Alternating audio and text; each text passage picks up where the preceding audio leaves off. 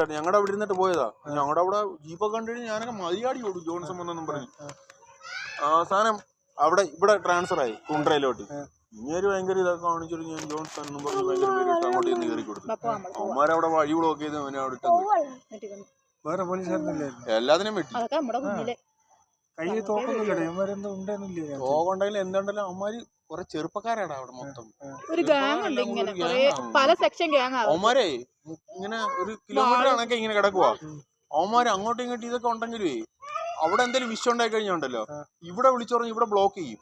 പിന്നെ ഇവിടുന്ന് ഏത് വണ്ടി വന്നാലും അവന്മാര് കല്ലെറിയും കയറി ഇവിടെ മൊത്തം ബ്ലോക്ക് ആവും. അകത്ത് മാറ്റിയവന്മാർ അകത്ത് തന്നെ കിടക്കും. അവിടെ ഇട്ട് അടി കൊള്ളാനേ പറ്റും. അല്ല ഒന്നും വലിയ വാളുകളൊക്കെ വാള്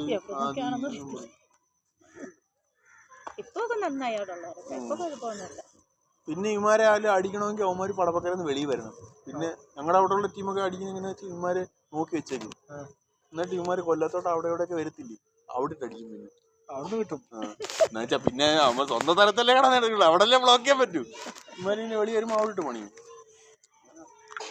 ഞങ്ങളുടെ അവിടുന്ന് കുറച്ച് ദൂരം രാഷ്ട്രീയമൊന്നുമില്ല, ആൾക്കാരും. പക്ഷെ സ്നേഹമുള്ള ആൾക്കാരും കാര്യങ്ങളും എല്ലാം ഭയങ്കര. എന്റെ ആങ്ങളൊക്കെ എങ്ങനെന്ന് പറഞ്ഞാൽ ഭയങ്കര സ്നേഹമാണ്. പ്രത്യേക ഭയങ്കര സ്നേഹം എന്റെ ആങ്ങളൊക്കെ. ഈ ചേട്ടായി എന്നൊക്കെ പറഞ്ഞാൽ ഭയങ്കര സ്നേഹമാണ്. നമ്മളെ ഒരു ചീത്ത വിളിക്കത്തില്ല. ഞാൻ അങ്ങോട്ടൊന്ന് പോ. പിന്നെ ഇവിടെ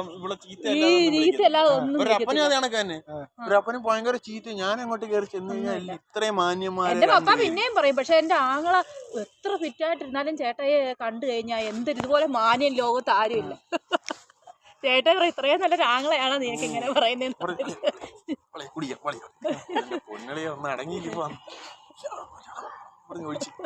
ഞാൻ കമ്പനി കൊടുക്കണ്ടല്ലേ, ഞാൻ കൂട്ടി ഇത്രയും ഒഴിക്കുന്നേ. ഞാൻ പറടാ എന്റെ